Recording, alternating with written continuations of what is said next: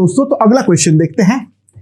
मेरे पास यहां पर एक सिलिंड्रिकल सरफेस है, मैंने पूरा सिलेंडर को ड्रॉ नहीं किया हूं, जिसका रेडियस है कैपिटल आर, और इसके ऊपर 3 ऐसे स्फीयर्स आपस में टच करते हुए, ठीक है, इक्विलिब्रियम पर है, फ्रिक्शन कहीं पर नहीं है, मास जो है वो तीनों का स्मॉल m है और रेडियस जो है वो हमारा स्मॉल r है। तो हमारा largest value of capital R हमें निकालने हैं, जिससे कि हमारा ये सिस्टम जो है वो हमारा इक्विलिब्रियम में रह सके। ऑब्वियसली बात हम देख सकते हैं कैपिटल R का एक मैक्सिमम वैल्यू होंगे ही, क्योंकि अगर मान लो कैपिटल R हमारा इनफाइनाइट हो जाए तो यहां पर हमारा फ्लैट सरफेस बन जाएगा, और फ्लैट सरफेस में without the help of any other external force किसी भी हालत पर हमारा इक्विलिब्रियम तो बन ही नहीं सकता है, राइट। तो ये बात तो हमें सबसे पहले यहां पर समझने की जरूरत है।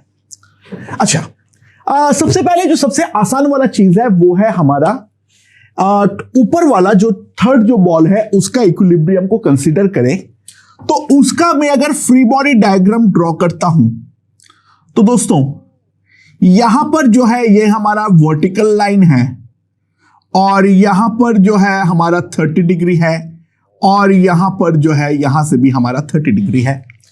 ये वाला कांटेक्ट पे ऑब्वियसली हमारा एक नॉर्मल एन लगेगा, एंड बाय सिमेट्री दूसरे वाले पे भी हमारा नॉर्मल एन ही लगने वाला है। बाय सिमेट्री में ये चीज तो बोल ही सकता हूं, ये दोनों का वैल्यू जो है वो एन एन हो जाएगा, और इसके अलावा इसके ऊपर एक डाउनवर्ड mg जो है वो हमारा डेफिनेटली लगने वाली है। नाउ ये वाला एंगल जो है दैट एंगल इज 30 डिग्री, और ये एंगल अगर 30 डिग्री है तो ये वाला एंगल भी 30 ही होगा। तो हॉराइजॉन्टल इक्विलिब्रियम तो ऑटोमेटिकली मेंटेन्ड है, तो मैं बोल सकता हूं 2n cos 30 degree must be equals to mg। So मेरे पास जो हमारा n का वैल्यू हो जाएगी that will simply come out to be mg by √3, ठीक है।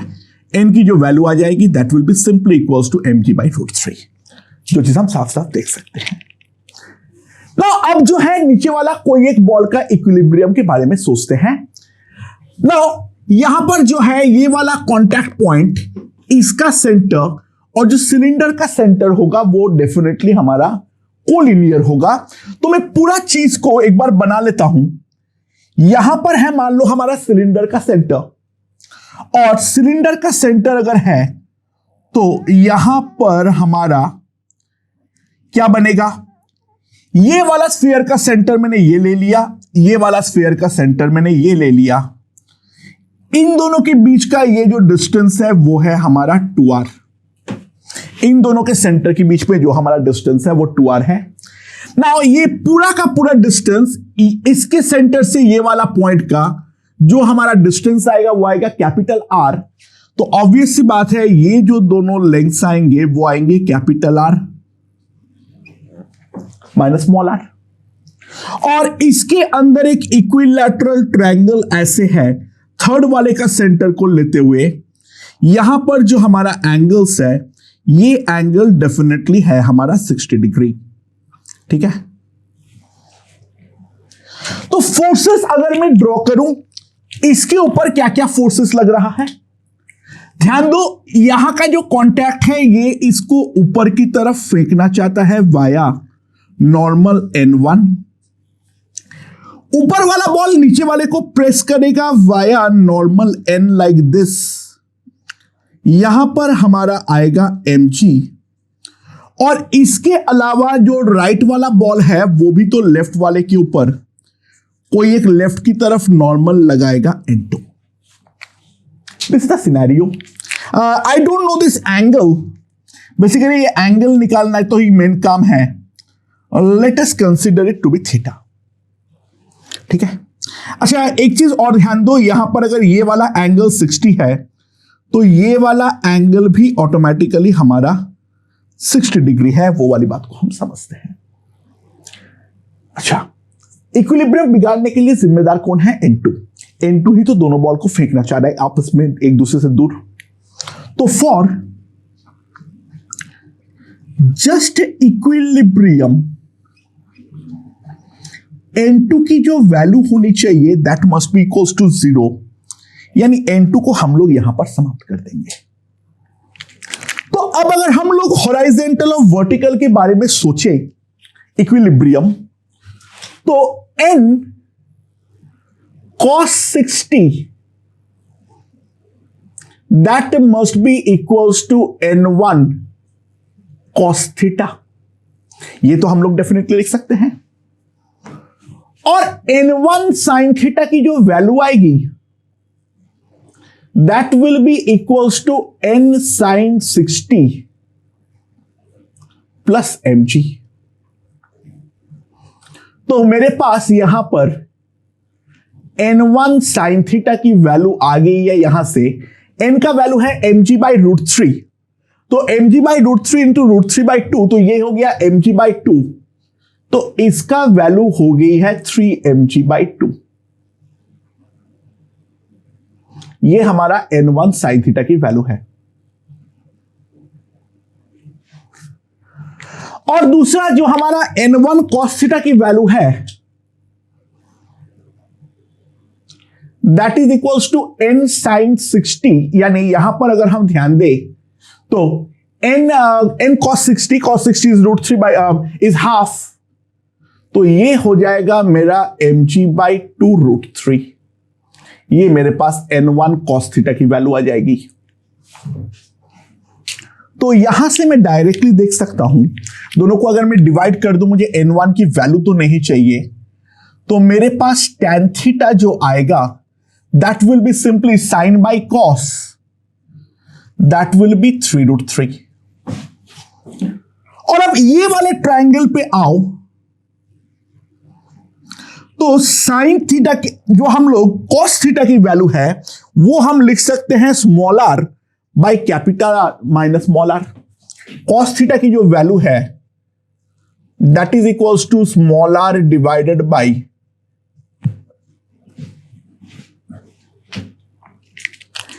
Now tan theta is equals to 3 √3, तो यहां से मैं कॉस थीटा की जो वैल्यू लिख सकता हूं that is equals to 1 by √28, यानी 2 √7,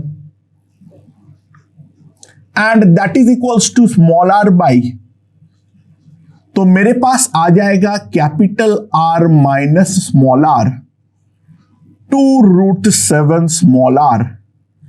तो स्मॉल आर कैपिटल आर की जो वैल्यू आ जाएगी that will be 2 √7 plus 1 into small r, that will give me the value of capital R।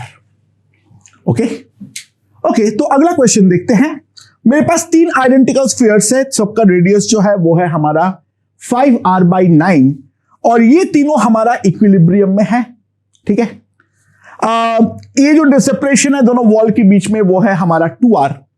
तो सवाल ये है जो कौन सा वाला नॉर्मल फोर्स हमारा मैक्सिमम होगा और कौन सा वाला नॉर्मल फोर्स हमारा मिनिमम होगा, और उसकी वैल्यू जो है वो हमारी कितनी होने वाली है। अच्छा, before we proceed any further, सबसे पहले जल्दी से एक काम कर लेते हैं। इनके जो हम सेंटर्स बनाएंगे, ये सेंटर्स को जोड़ेंगे, तो यहां पर हमारे पास इस तरीके का एक ट्रायंगल बनेगा जो कि हम साफ साफ देख सकते हैं। ठीक है, नाउ बाय द वे, ये वाला जो सेपरेशन है, ये जो सेपरेशन है दिस इज 5r by 9, और ये वाला भी जो सेपरेशन है वो है हमारा 5r by 9। तो यहां पर जो हमारा सेपरेशन बनेगा, इसको अगर मैं x बोलता हूं, तो दोस्तों टोटल सेपरेशन जो है वो तो हमारा 2r होगा। टोटल सेपरेशन जो होगा वो तो हमारा 2r होगा। तो x का वैल्यू जो आएगी that will be 2r minus 10r by 9, that is 8r by 9। और ये जो हमारे पास ये जो लेंथ होगा this will be again 2r, यानी मतलब 2 radius, that is 10r by 9। तो यहां पर अगर मैं एंगल थीटा के बारे में बातचीत करूं, तो साफ साफ हम देख सकते हैं जो हमारा कॉस थीटा होगा that will be equals to 8r by 9 divided by 10r by 9, that is 4/5, तो थीटा जो हमारे पास आएगा that will be equals to 37 degrees.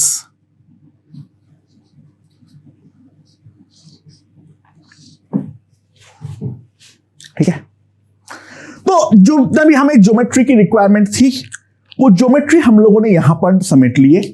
और अब जो है फ्री बॉडी डायग्राम पर आते हैं। तो सबसे ऊपर वाले बॉल के बारे में अगर हम बात करें तो इसके ऊपर जो फोर्सेस लग रहा है वो एक तो हमारा यहां से लग रहा है N1, ठीक है, ये इस डायरेक्शन में।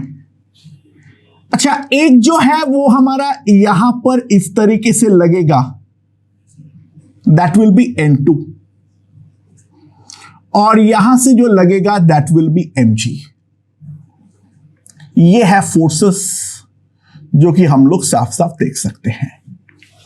ठीक है, अच्छा, ये जो वर्टिकल के साथ ये जो हमारा N2 एंगल बनाएगा, N2 जो वर्टिकल के साथ एंगल बनाएगा, ये ध्यान देना, this will be equals to 53 degrees. ठीक है, यानी वर्टिकल के साथ N2 का एंगल जो है दैट इज 53 डिग्रीज। तो सबसे पहली बात जो मैं लिख सकता हूं वो है N2 into cos 53. Cos 53 is 3/5. That will be equals to mg. तो N2 की जो वैल्यू आएगी that will be equals to 5 mg/3. N2 की जो वैल्यू आएगी that will be equals to 5 mg/3. ठीक है, अच्छा, एंड N1 की यहां तक रही बात, N1 will be equals to N2 into sin 53, that is 4/5, यानी N1 की जो वैल्यू आएगी that will be equals to 4 mg/3। ये बात तो ऑब्वियस है। ठीक है,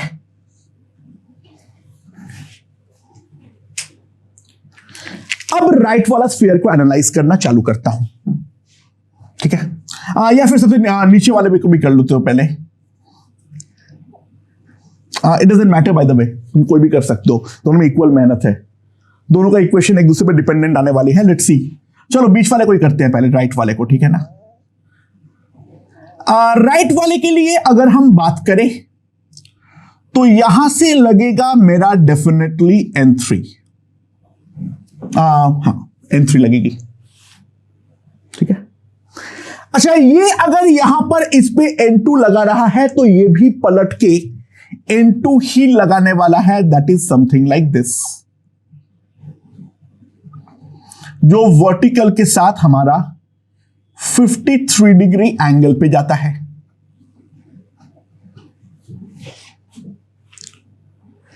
अच्छा, यहां पर जो है, यहां पर हम वापस देख सकते हैं एक N4 जो है वो हमारा इस तरीके से लगने वाला है, और N4 भी हमारा वर्टिकल के साथ उतना ही एंगल बनाने वाला है। साफ साफ ध्यान दो, N4 के साथ अगर मैं वर्टिकल बनाता हूं तो ये वाला एंगल अगर 53 है तो ये वाला एंगल भी हमारा 53 होगा, और ये एंगल अगर हमारा 53 है तो ये वाला एंगल भी हमारा 53 ही आने वाला है। तो N4 के साथ भी ये वाला एंगल जो है दैट इज माई 53 डिग्रीज, और इसके अलावा यहां पर लग रहा है डाउनवर्ड mg। तो N3 के बारे में अगर मैं देखूं, ठीक है, N3 के बारे में अगर मैं देखूं तो N3 will be equals to N2 into sine 53 plus N4 into sine 53। ठीक है, और वर्टिकल डायरेक्शन के बारे में अगर बातचीत करूं मैं तो मेरे पास आ जाएगा mg plus N2 cos 53 is equals to n4 cos 53। तो mg, n2 का वैल्यू है 5 mg/3, तो यहां पर भी हो जाएगा mg, that will be equals to 3n4/5। तो n4 की जो वैल्यू आ जाएगी that will be equals to 10 mg/3। ये हमारे पास आ जाएगा n4 की वैल्यू। ठीक है, ये हमारे पास आ जाएगी n4 की वैल्यू। एंड नाउ n4 की वैल्यू अगर मैं यहां पर सब्स्टिट्यूट करता हूं तो मेरे पास जो आ जाएगा that will be equals to n3 की जो वैल्यू आ जाएगी that will B n2 into 4/5, तो 4 mg/3 प्लस यहां पर अगर हम ध्यान दें, यहां पर अगर ये हमारे पास 4 mg/3 आ जाएगी और प्लस जो हमारे पास आएगी that will B n4 into 4/5, 8 mg/3। तो n3 की जो वैल्यू आ जाएगी that will be equals to 4 mg। ठीक है, that will be the value of n3। Right, उम्मीद है ये हमें समझ में आ गया है। ठीक है, एंड नाउ n3 आ गया है, n4 आ गया है। अब जो बचता है वो है नीचे वाले का फ्री बॉडी डायग्राम। नीचे वाले के ऊपर एक तो लगेगा हमारा n5 ऐसे, n4 पलट के ऐसे लगने वाला है, जमीन पे ऊपर की तरफ लगेगा n6, जमीन पे ऊपर की तरफ लगेगा n6 और इसके अलावा डाउनवर्ड लगेगा mg। ये वाला एंगल जो है दैट इज अगेन 53 डिग्रीज। तो यहां पर अगर हम ध्यान दें तो मेरे पास आ जाएगा जो n6 will be equals to mg plus n4 into cos 53 यानी 3/5 इंटू n4। n4 का वैल्यू है 10 mg/3, तो n6 का वैल्यू आ गया है 3 mg, जो कि मेरे ख्याल से क्वाइट लॉजिकल है। The reason is pretty simple and straightforward. ठीक है, एंड उसका रीजन ये है, पूरे को अगर मैं सिस्टम मानूं तो नेट पे जो ग्रेविटेशनल फोर्स है वो तो हमारा ग्राउंड का नॉर्मल को बैलेंस करना ही पड़ेगा। तो n6 के लिए तो बिना मेहनत पे ही हम 3 mg डेफिनेटली लिख सकते थे। एंड n5 के बारे में अगर हम ध्यान दें, n5 will be simply equals to n4 sin 53, that is 4/5। तो यहां पर अगर हम ध्यान दें तो मेरे पास कितना आ जाएगा 8 mg/3, and that is also pretty logical, क्योंकि ध्यान दो n5 प्लस n1 जो है वो डेफिनेटली हमारा n3 के इक्वल होना पड़ेगा, क्योंकि नेट एक्सटर्नल हॉराइजेंटल हमारा बैलेंस होना चाहिए था। तो n5 का वैल्यू हमारा 8 mg/3 आना चाहिए था। तो अगर हम मिनिमम वैल्यू के बारे में देखें तो इनमें से मिनिमम वैल्यू जो है वो है डेफिनेटली n1, यानी n min equals to 4 mg/3, जो बेसिकली लेफ्ट वाला सरफेस और हमारा पहले ऊपर वाला स्फीयर के बीच में लग रहा है। और n मैक्सिमम अगर हम ध्यान दें तो that will be equals to 4 mg, यहां पर लग रहा है n3, यानी राइट वाला सरफेस और इसके बीच में जो हमारा फोर्स लग रहा है that is going to be the maximum value. Okay दोस्तों, मेरे पास यहां पे एक स्मूथ सरफेस के ऊपर 3 डिस्क रखी हुई है। तीनों का जो मास पर यूनिट एरिया है वो हमारा सेम है, सिग्मा। ठीक है, और ऊपर एक छोटा सा हमारा रखा हुआ है, उसका भी मास पर यूनिट एरिया सिग्मा है।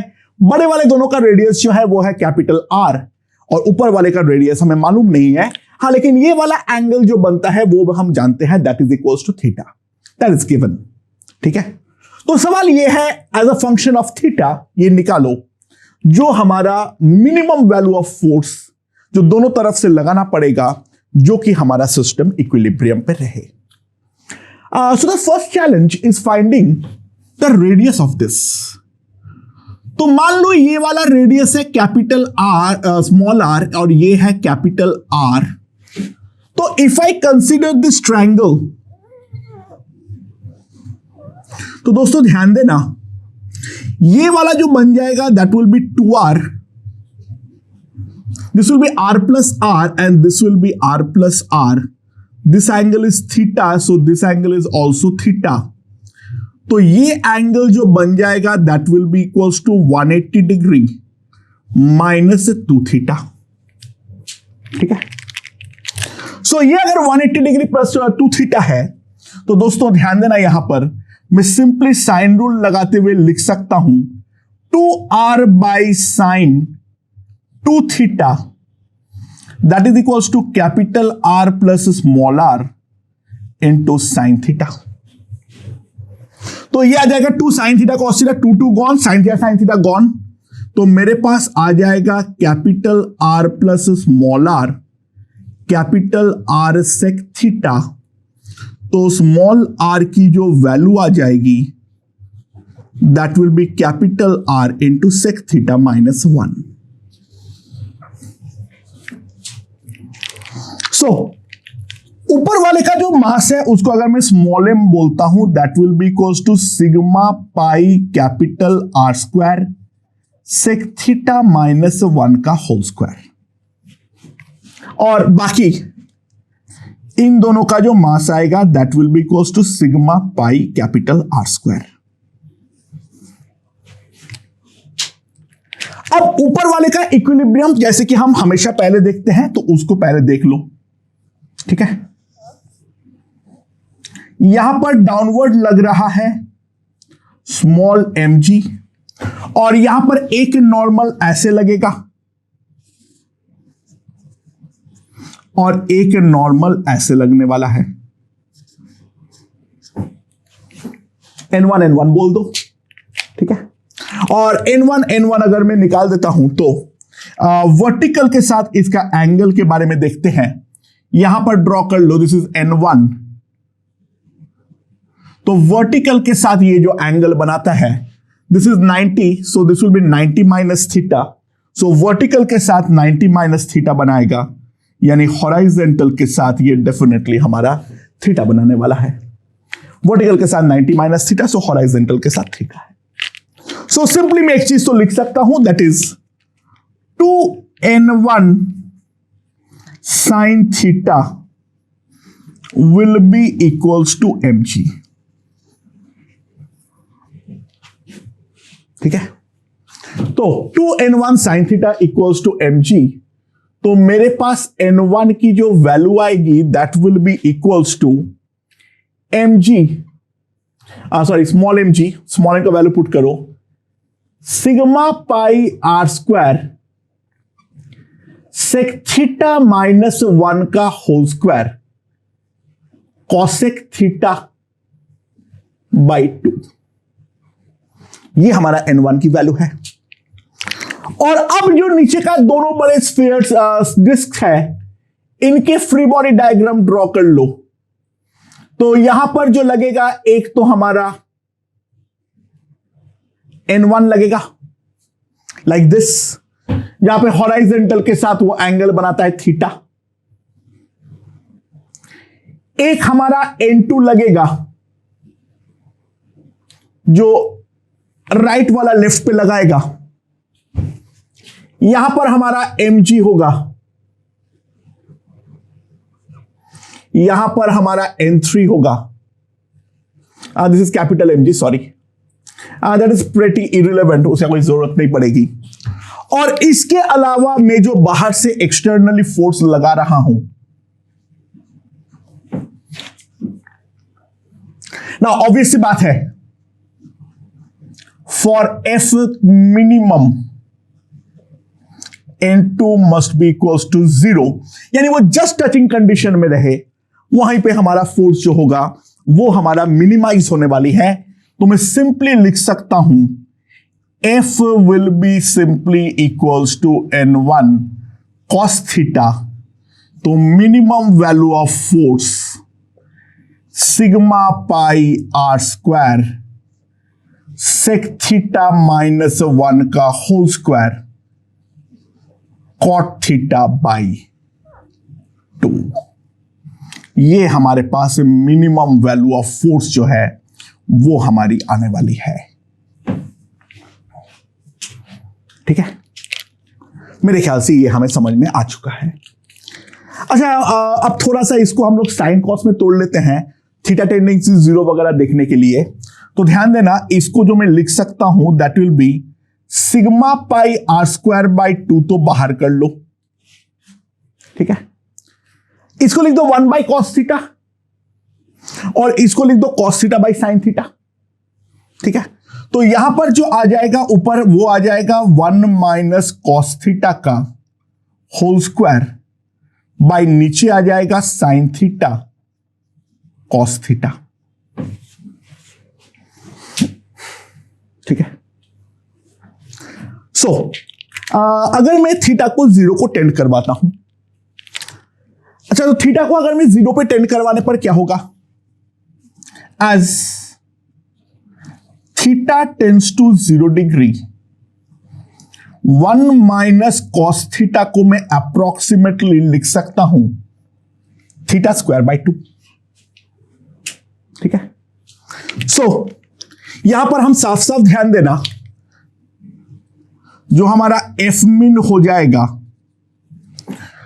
तो नीचे वाले वैल्यू को तो प्रैक्टिकली 1 लिखूंगा, साइन थीटा को मैं प्रैक्टिकली थीटा लिखूंगा, तो मेरे पास एफ मिन का वैल्यू आ जाएगी sigma pi R square by 2। नीचे वाला तो हमारे पास थीटा हो जाएगा और यहां पर हो जाएगा इसका होल स्क्वायर। हाँ, 1 के रेस्पेक्ट में थीटा स्क्वायर बाई 2 को नेग्लेक्ट कर सकता हूं, लेकिन यहां पर उसको कॉस थीटा को 0 मत कर दो। थीटा टेंडिंग टू 0 के लिए बोला है, थीटा इक्वल्स टू 0 के लिए तो नहीं बोला है।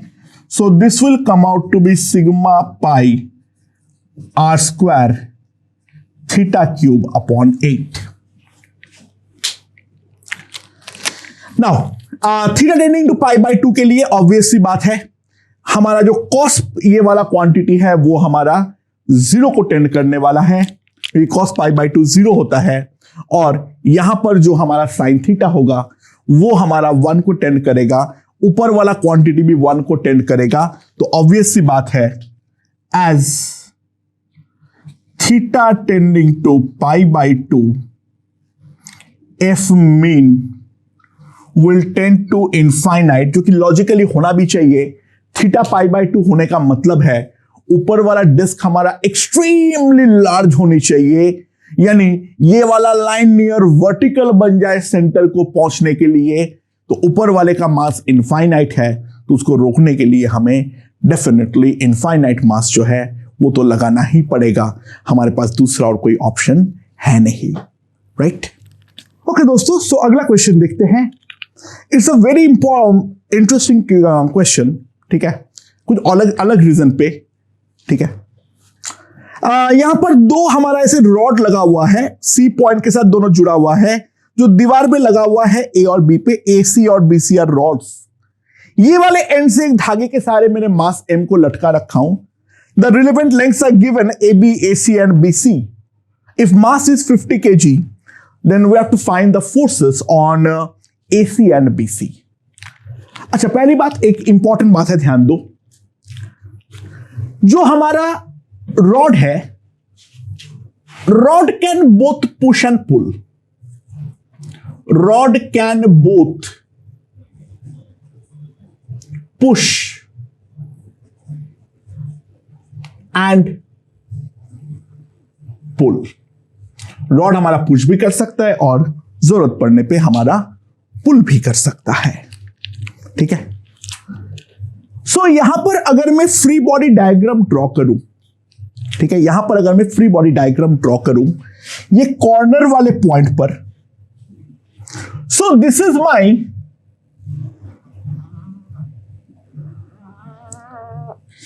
मुझे नहीं मालूम है जो पुश होगा या पुल होगा, तो मैंने पहले दोनों को एक बार के लिए मान लेता हूं पुलिंग फोर्सेस है, तो यहां पर मान लो T1 है और यहां पर है मान लो T2 और यहां पर साथ में है mg। Now try to understand, this is a impossible scenario.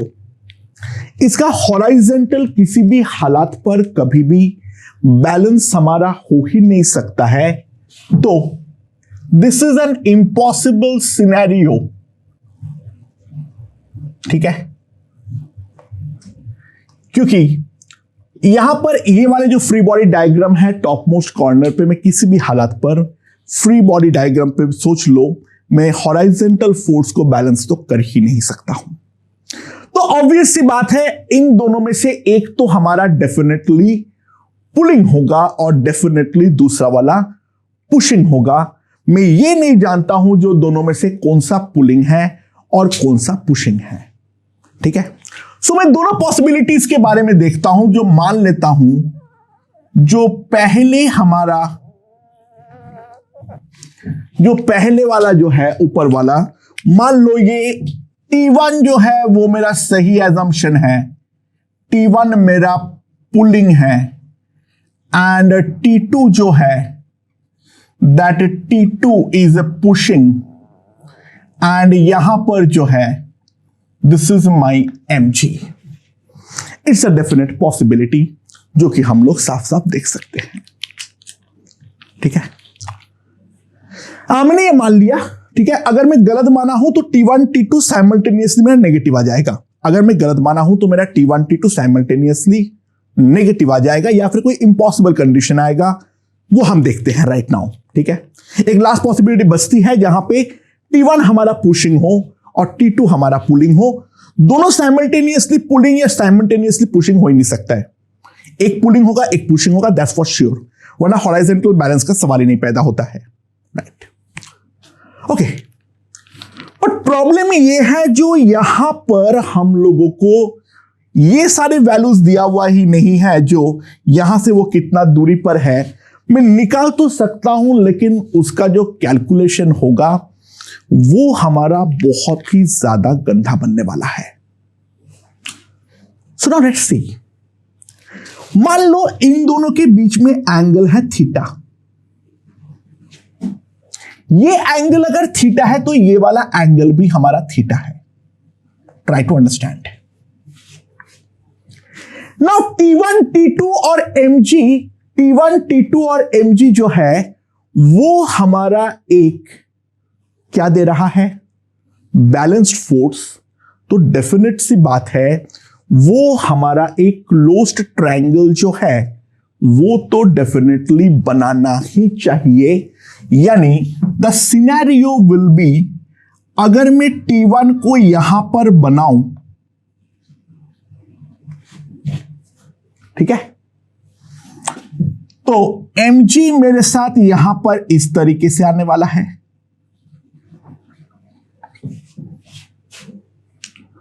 और T2 जो है वो हमारा इस तरीके से आना चाहिए और ये तीनों, now try to understand, this angle is basically theta. ठीक है, अच्छा बाय द वे ये फिगर क्या मैं सही बनाया हूं? देख लो, T1 का जो हॉराइजेंटल से झुकाव है, T1 का जो हॉराइजेंटल से झुकाव है उसको अगर मैं फाई बोलता हूं, तो T2 का जो हॉराइजेंटल से झुकाव होगा that will be theta plus phi. ठीक है, तो यहां पर भी एक चीज देख लो, अगर T1 का हॉराइजेंटल के साथ झुकाव अगर मेरा फाई है तो T2 का हॉराइजेंटल से जो झुकाव आ रहा है वो आ रहा है थीटा प्लस फाई। अगर तुम उल्टा मानोगे, यानी T1 मेरा कंप्रेशन यानी पुशिंग फोर्स और T1 को अगर T2 को अगर तुम टेंसाइल मानोगे यानी पुलिंग फोर्स, तो इन दैट केस ये वाला ट्रायंगल हमारा बन नहीं पाएगा। तो जो हमारा एजम्पशन है वो बिल्कुल सही बात है। BC पर कॉम्प्रेसिव फोर्स यानी रॉड के रेस्पेक्ट में पुशिंग फोर्स काम करेगा और AC पे रॉड के रेस्पेक्ट में टेंसाइल यानी पुलिंग फोर्स जो है वो हमारा काम करने वाला है. So try to understand this scenario.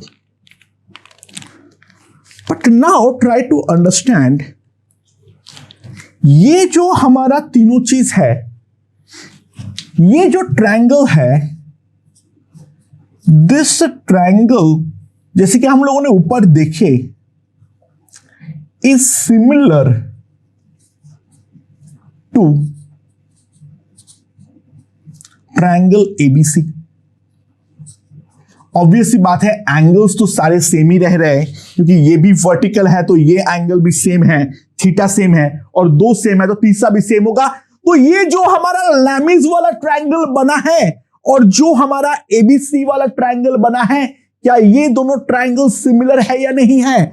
जवाब है जी हां, ये दोनों डेफिनेटली हमारा सिमिलर है.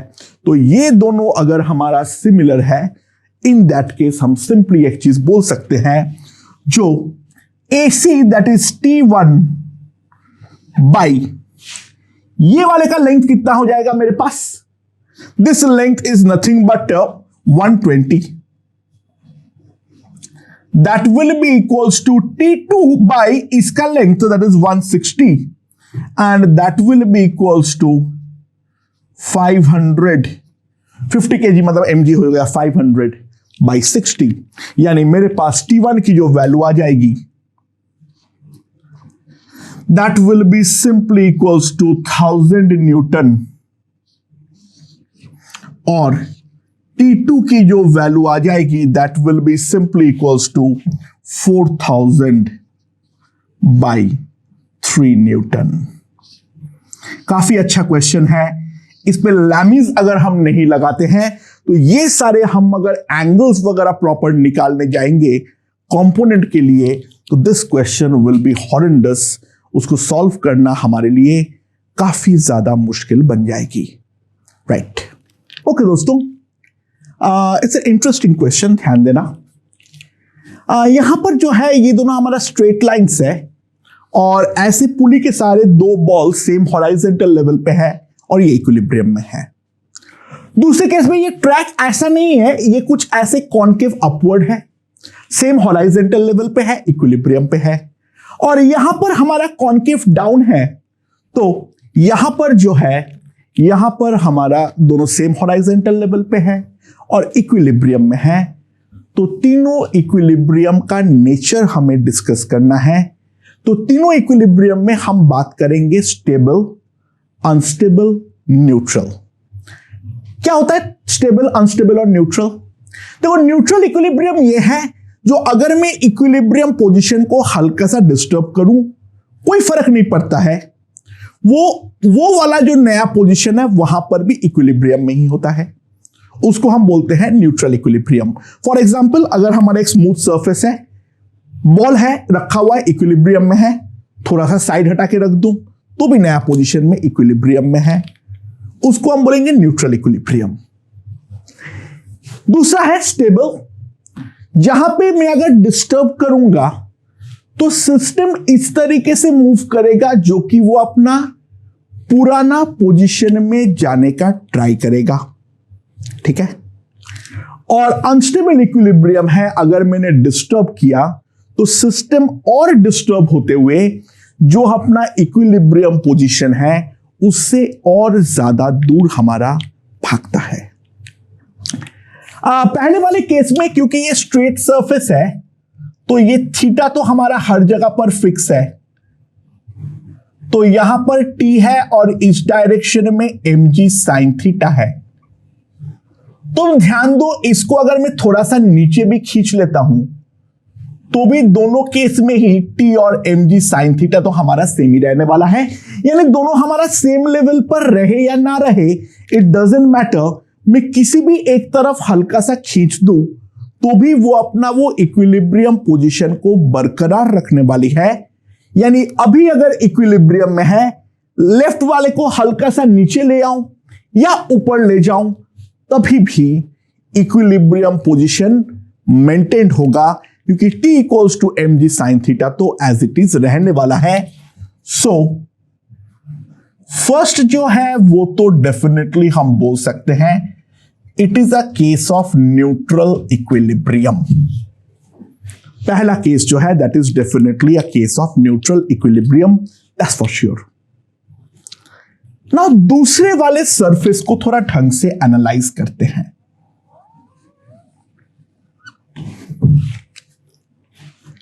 कोई भी जगह पर जो हमारा इंक्लाइन है उसका स्लोप की तरह काम कौन करेगा?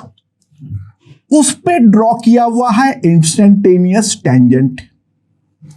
तो मान लो यहां पर हमारा एंगल अगर थीटा है, ऊपर ले जाने पर ये जो हमारा एंगल फाई होगा, phi will be definitely greater than theta.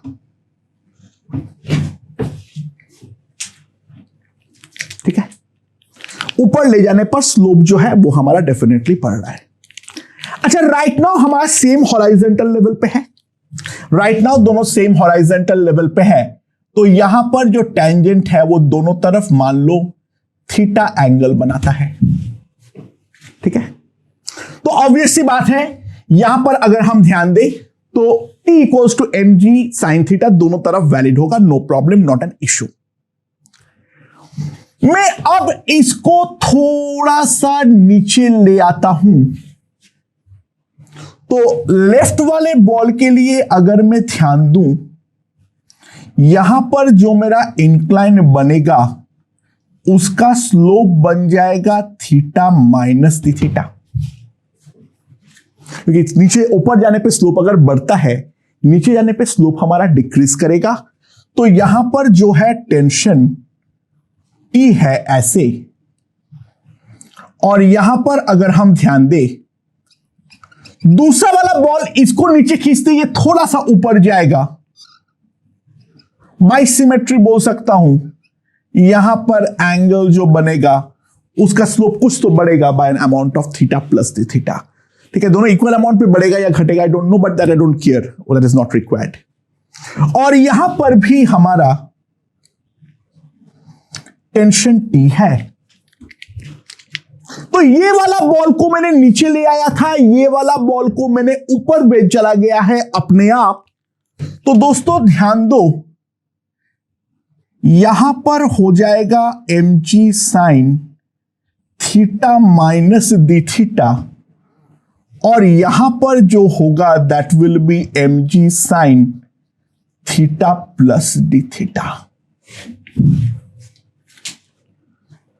So obvious सी बात है, ये क्योंकि टेंशन तो इक्वल होंगे ही होंगे, लेफ्ट की तरफ फोर्स कम, राइट की तरफ फोर्स ज्यादा, तो सिस्टम थोड़ा सा और अब नीचे की तरफ आने का कोशिश करेगा। यानी ऑब्वियस सी बात है, ये वाला फोर्स अब हमारा डोमिनेटिंग फैक्टर बनने वाला है। यानी जैसे ही मैं इसको नीचे किया, ये ऊपर हुआ, तो छोड़ते ही जो टेंडेंसी बनेगा इसके अब नीचे आने का और इसका ऊपर जाने का, यानी वापस इक्विलिब्रियम वाला पोजीशन की तरफ जाने का कोशिश कर रहा है। देखो जा पाएगा या नहीं सेकेंडरी बात है, लेकिन गया है, डिस्टर्ब किया हूं, कोशिश तो कर रहा है ना वापस जाने की। तो सेकेंड वाला जो होगा that will be a case of stable equilibrium. And अब लास्ट वाला सरफेस पे आओ, तो दोस्तों यहां पर सिनेरियो कुछ इस प्रकार से है। तो मैं अगर यहां पर मान लो हमारा टेंजेंट जो है वो ऐसे है, एंगल बनता है थीटा, और यहां पर ऊपर जाता हूं, एंगल बनता है phi, phi will be definitely less than theta. Now right now same horizontal level पे है, तो मान लो ये सेम एंगल बनता है हॉराइजेंटल के साथ थीटा। तो अगले में इसको अगर मैं थोड़ा सा नीचे ले आता हूं, तो नीचे आने ऊपर जाने पे अगर थीटा कम हो रहा है, तो नीचे जाने पर हमारा स्लोप डेफिनेटली बढ़ेगा। तो scenario will be now different. This will be theta plus d theta, और लेफ्ट वाला हमारा ऊपर जाएगा, तो यहां पर जो स्लोप बनेगा that will be theta minus D theta. Now अब अगर मैं सिमिलर एनालिसिस करता हूं, टी तो जो है